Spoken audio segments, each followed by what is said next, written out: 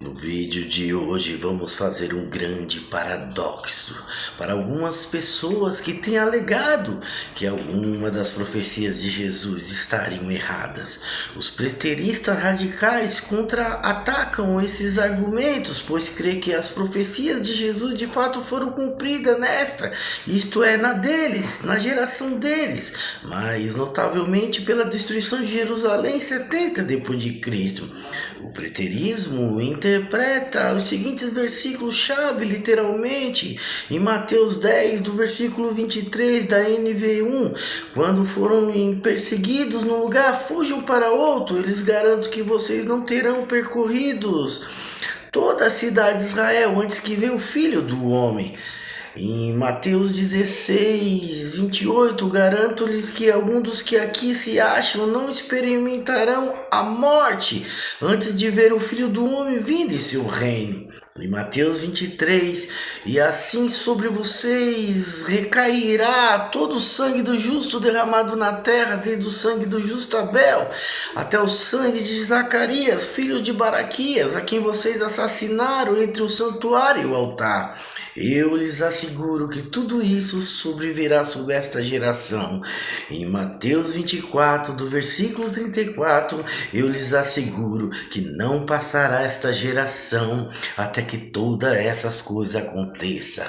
Mas em Mateus 26, do versículo 63 em diante, mas Jesus ali permaneceu em silêncio.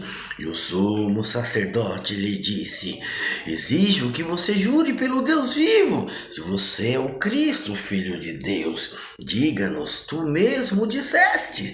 Respondeu Jesus: mas eu digo a todos vós, chegará o dia em que vereis o Filho do Homem, assentado à direita do poder de Deus, vindo sobre as nuvens do céu. Os preteristas radicais não conseguiram assimilar o que realmente o texto estava querendo dizer acerca dessas palavras. Mas não era necessário que o templo de Jerusalém estivesse de pé para que o Apocalipse de João fosse escrito nos anos em meados de 81 ou aproximadamente os anos 95 depois de Cristo. Basta aceitar o cumprimento do programa de Deus para os judeus de que a parede ali da separação foi quebrada, dando lugar agora em Pentecoste. Quando os preteristas entenderem esse texto que irei dizer, que faz uma ilusão a não a vinda cósmica inafastável, entenderá porque Cristo não veio ainda.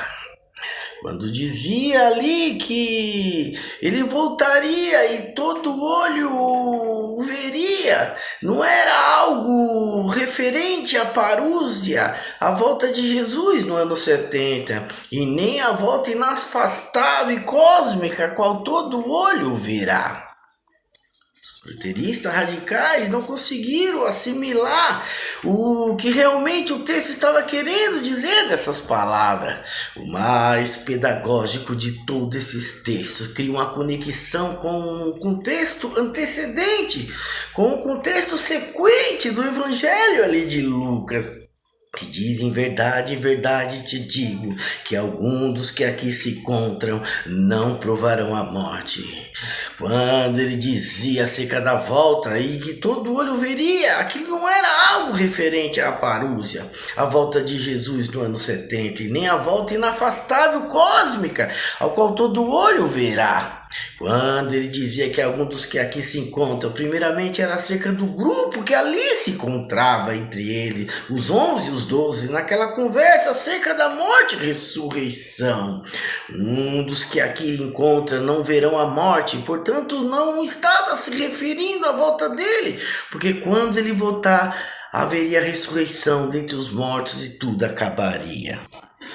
Assim fica óbvio que não era referente àquele dia e nem hora, mas algo seletivo e particular, extremamente, acerca dessa profecia de Lucas, que continua dizendo que cerca de 8 dias depois de ter proferido essas palavras, levou Jesus ali a um alto monte e transfigurou-se diante deles. O cumprimento era esse, onde ali ele levou Pedro, Tiago e João, quando diz que Moisés e Elias conversavam entre eles, era porque conversavam acerca da sua partida, que estava para cumprir Jerusalém, acerca do reino de Deus. Veja que Pedro, Tiago e João ficaram aturdiados acerca daquela visão que viram. O filho sendo envolto ali numa nuvem iluminada que tem um ambiente de um Novo Testamento, que sempre carrega um simbolismo vinculado ao Espírito Santo ali. Como foi também com Maria, que quando recebeu a luz, que ficaria grávida de Jesus e foi envolta numa nuvem, igual ao Filho glorificado no Espírito, envolto naquela nuvem, que vê a voz de cima dizendo: esse é o meu Filho amado, em quem me comprazo. A ele ouvi. Tendo dito isso, ali eles dizendo essas palavras, abriram os olhos e já não viram mais ninguém, mas somente a Jesus. Então, esta palavra de que eles não provarão a morte até que visse o Filho de Deus, um dia vindo sobre as nuvens do céu, onde todo olho veria, se cumpriu ali mesmo, naquela visão de como seria a sua vinda. Agora, vocês veem como os preteristas radicais fazem tanta confusão com a doutrina que nem o texto eles leem direito e não conseguem enxergar o verdadeiro significado dessas palavras.